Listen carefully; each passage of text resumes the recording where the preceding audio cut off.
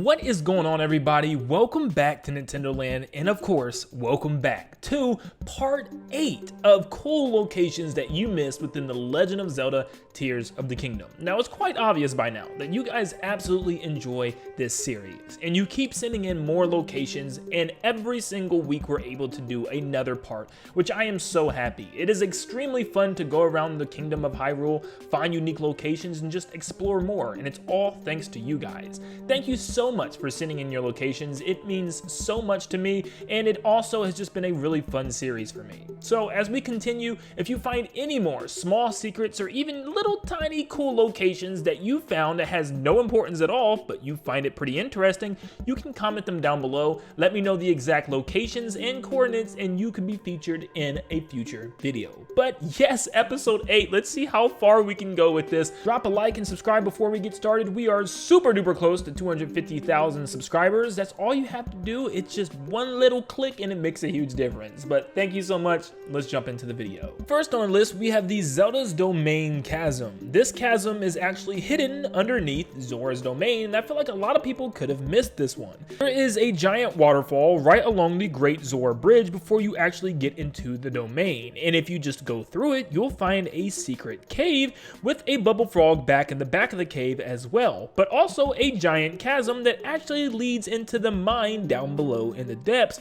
which is pretty cool, and I feel like a lot of people may have completely missed this chasm altogether because it's not needed in order to visit that mine down there, because there is a north and south entrance through a small cave section, but it's still a very missable chasm throughout the game because it's one that's hidden underneath in a cave. Also, once you go to that first waterfall, there's a second one inside the cave that will also give you a chest and the Varuda Divine Helm if you haven't found it already. Next up, down in the depths, we have the Agat Canyon Mine, which is all the way on the western side of the map. Now, the Agat Mountain is a gigantic mountain that you actually cannot climb and cannot get to the top of within Breath of the Wild and obviously Tears of the Kingdom's overworld as well. But in Tears of the Kingdom, thankfully, there is a canyon mine down there that you can go visit instead. There's nothing super special about it. It is a mine that's just kind of out of the way though, so a lot of you may not have found it. There's some gear here and more zonite deposits, and you can even go to the very far western of the entire map that you normally could not go on at the top, because once again, that top part is just inaccessible in the game. For some reason, I wish we could go up there. Next up, we have to go very high in the sky,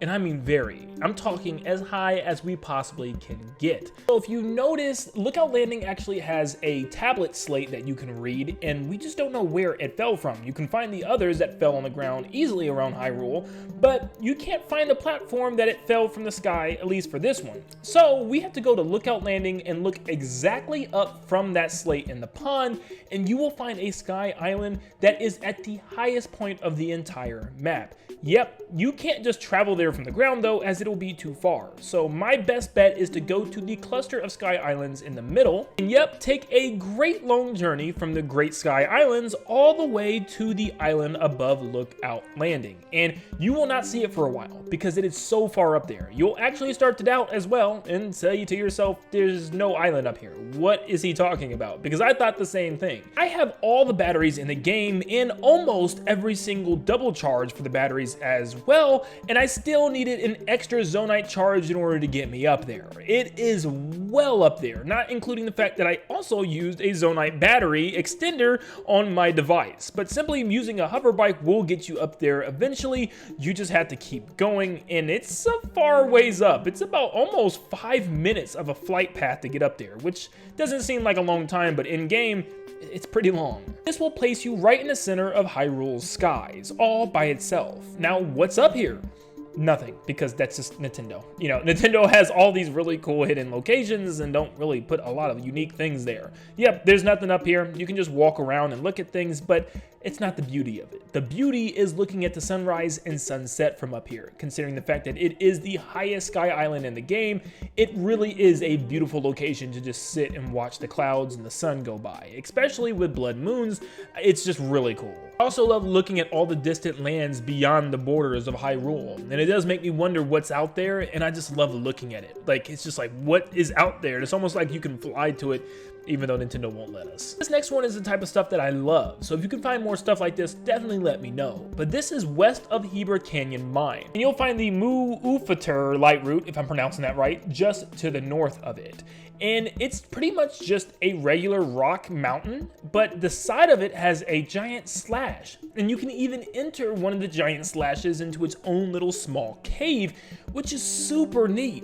But once again, Nintendo didn't put anything in here. It really just makes me wonder how in the world did they make something so unique like this in the side of the mountain and not add any type of secrets in there. No enemy camps, no chest, no kind of story or lore to the game, nothing at all. But I still love it because it's really, really cool. And it's really cool to just go explore and dive into here. And odds are a lot of people probably miss this location as it's just a slash on the side of the mountain. It looks like someone took a giant sword and just cut the side of the mountain. Maybe it was Sonic. Next up, the place where I guarantee you everyone watching this video definitely missed, the Lightning Temple.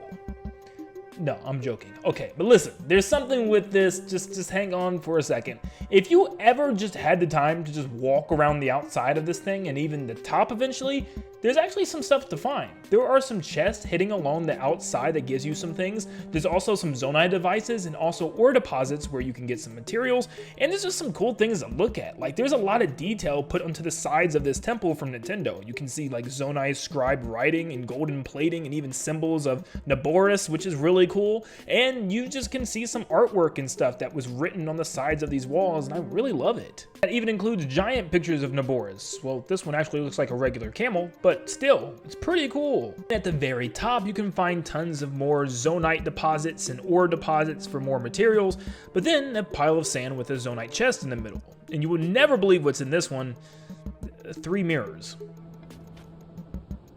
But you can even find a giant cracked hole in the ceiling where you could drop down to the room of glorious light within the temple, which is where you fight the final boss. Now, I don't think you can just drop in here. There's probably something preventing you from actually fighting the final boss here. I can't really confirm or deny this. You know, I'm sure there's something preventing you from just jumping in from the top of the temple, but yeah, it's pretty cool. Next up, we're going to the very far southeastern Sky Island where we can fight a King Gleeok. After you defeat him, set it to nighttime, and you'll notice every single tree nearby homes a lot of beetles, and every tree has a different beetle, which is really cool if you want to collect some things. Nothing else much here, but just a cool little secret if you still haven't gotten here yet. Last but not least, we have Lake Saria in the Lost Woods. Now, this is a location that you definitely don't have to go to. There's no side quest tied to it, and there's really no reason you would ever want to go over here, but yeah, you can actually go to this little pond, or I guess lake, in the middle of the Lost Woods. Well, technically on the southwestern part, where it's all alone, but there is a reward for you. Is it going to be good? I can't even lie to you, it's not, but just follow me here. But you cannot fall down and dive straight into it. It won't allow it, and you have to follow a very specific path down on the ground. My advice, spawn at the Ninja's light route and follow the trees right past Maka the Korok where you see all of these glowing blue mushrooms. You'll want to follow those trees very specifically. You cannot just walk straight to Lake Saria or you will get lost and respawn, and sometimes it'll spawn you in an area where you're soft locked and you can't move anywhere without getting lost, and you'll have to warp right back to the shrine. It's no good. But even following these mushrooms can be a big headache, but just do exactly as I do. You'll pass a tree on the left full of mushrooms, there's another tree on the right with mushrooms, and then you'll come up to this section with 2 and you'll go right between both of them, continuing on your path. Next, you'll find a tree with multiple mushrooms and a little platform or rock sitting there. Just go between both of those. Directly to the right, you'll find a tree, just go up to it, and then turn left and follow the mushrooms down into the forest a little further. You'll then come up to a tree with one single mushroom by its roots towards the right, and you might be lost as to where to go here. Just make a right and follow the trees on the left and right sides that guide you all the way down an alley to the final tree and the actual lake. You'll know you're there when you see a giant rock platform in the middle of the woods. Just make a quick right from there and you'll see another mushroom inside 2 trees that are showing you your path and a boardwalk into the lake. And yep, you made it to Lake Saria. Once again, it's a really creepy area and it's actually really unique. There's a little boardwalk where you could dive into the pond and swim over to the lone tree on the island, and on that island is tons of different types of mushrooms along with a chest inside the tree's mouth. But inside the chest, once again, just a forest dweller's bow.